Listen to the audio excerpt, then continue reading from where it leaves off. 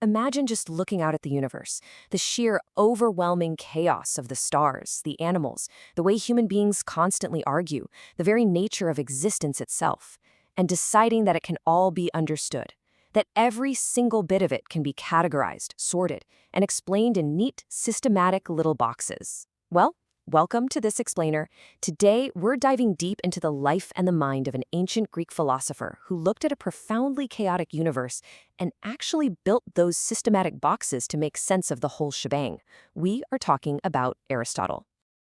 To really get a grip on just how massive Aristotle's shadow is, you only have to look at what people called him long after he died. To medieval Muslim scholars who painstakingly preserved and studied his work, he wasn't just another thinker. He was literally known as the first teacher. And to medieval Christians like Thomas Aquinas, he didn't even need a name. He was simply the philosopher. His views profoundly shaped scholarship across completely different cultures, and his physical science wasn't systematically replaced until the Enlightenment. In a lot of ways, he's the guy who built the absolute foundation of modern science and logical thought. Okay, let's dive right into this. Here is our agenda for today. 1. The first teacher. 2. The rules of logic. 3. Metaphysics and reality. 4. The four causes. 5. Examining the natural world. And 6. An enduring legacy. Section 1. The first teacher, a life of learning. Let's start right at the beginning with the man himself. So, Aristotle was born way back in 384 BC in Stagira, up in northern Greece. His dad, Nicomachus, was actually the personal physician to the king of Macedon, which probably sparked Aristotle's lifelong, intense obsession with biology and the natural world. Around the time he was 18, he packed up and moved to Athens to study at Plato's academy, and he ended up staying there for nearly 20 years. He was such a brilliant student that Plato actually called him the mind of the school. But his life took a pretty dramatic turn in 343 BC. He was invited by King Philip II of Macedon to tutor his 13-year-old son. And that kid, he grew up to be Alexander the Great. Aristotle even gave the young prince an annotated copy of the Iliad, which is just wild to think about. Eventually, Aristotle headed back to Athens and founded his own school, the Lyceum. Because of its covered walkway, or peripatos, his followers became known as the Peripatetic school. But his relationship with Athens? Definitely complicated. When his former student, Alexander the Great, died in 323 BC, this massive wave of anti-Macedonian sentiment just swept through Athens. Suddenly, Aristotle, with all his deep Macedonian connections, was in serious danger. He was denounced for impiety. But instead of sticking around to face a trial, he packed up and fled to Chalcis. As he was leaving, he reportedly said, "I will not allow the Athenians to sin twice against philosophy." That is a very sharp, very direct dig at the Athenians' infamous trial and execution of Socrates decades earlier. Aristotle ended up passing away from natural causes later that same year. Moving along to Section 2, the rules of logic, categorizing thought. Now, Aristotle's logical works were later bundled together into a massive collection called the Organon. And what's really fascinating here is how he literally broke down the core mechanics of human reasoning. Aristotle created what's known as the syllogism. This wasn't just some neat parlor trick. It became the absolute dominant form of Western logic all the way up until the 19th century. Even the philosopher Kant said that with Aristotle, logic had basically reached its completion. So here's how a syllogism actually works in practice. It's an incredibly elegant formula. You start with a major premise, right? All men are mortal. Then you add a minor premise. All Greeks are men. And from just those two assumed propositions, you draw a totally undeniable conclusion. Therefore, all Greeks are mortal. Boom. He effectively created a mathematical equation out of language itself, giving us a way to test whether an argument is actually sound. All right, Section 3, metaphysics and reality. Matter meets form. From the rules of thought, he moved on to what he called first philosophy, or the study of being itself. This right here is where the student completely breaks away from the master. Plato, as you might know, believed in a theory of forms.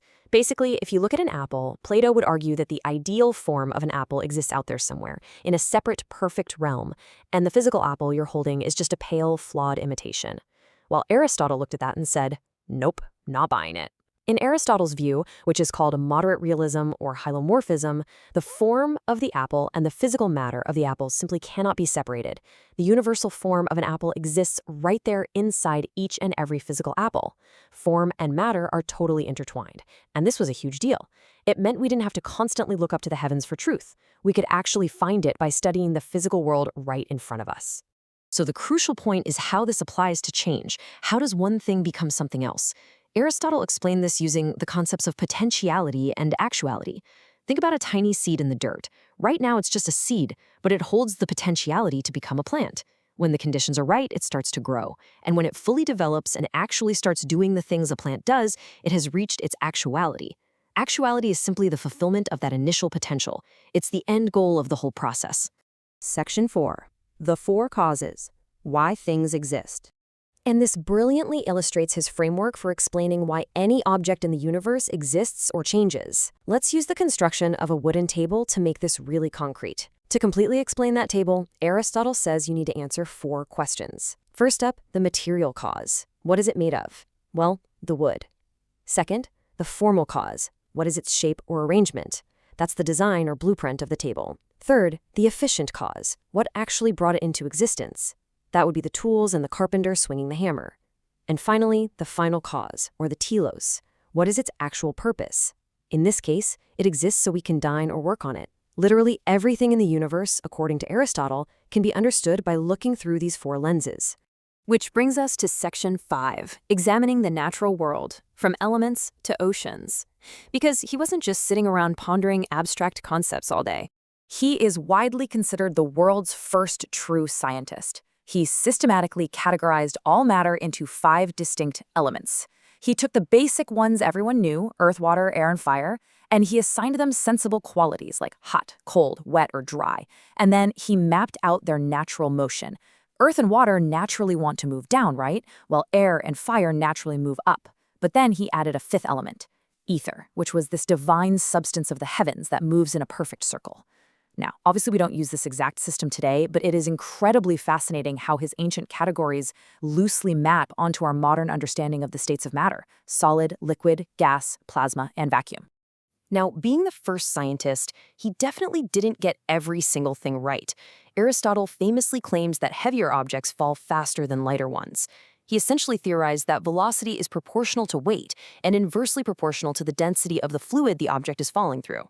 He even went so far as to conclude that because falling in a vacuum would result in infinite speed, vacuums themselves must be impossible. But here is the genuinely cool part.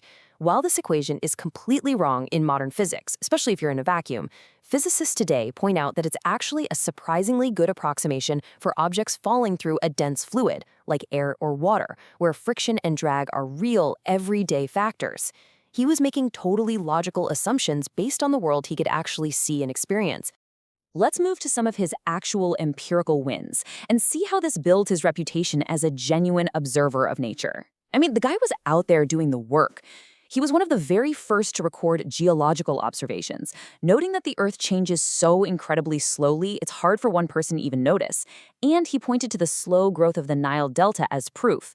He observed that the ground level of the Aeolian Islands physically changed right before volcanic eruptions.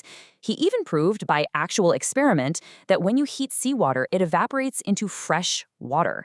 That's an early understanding of the hydrologic cycle and desalination. He was constantly out in the world, taking notes, measuring, and categorizing everything he could find. Finally, Section 6, an enduring legacy, the first scientist.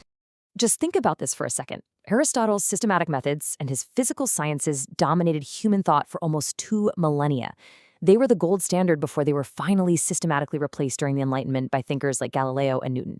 It literally took humanity 2,000 years to look past his framework.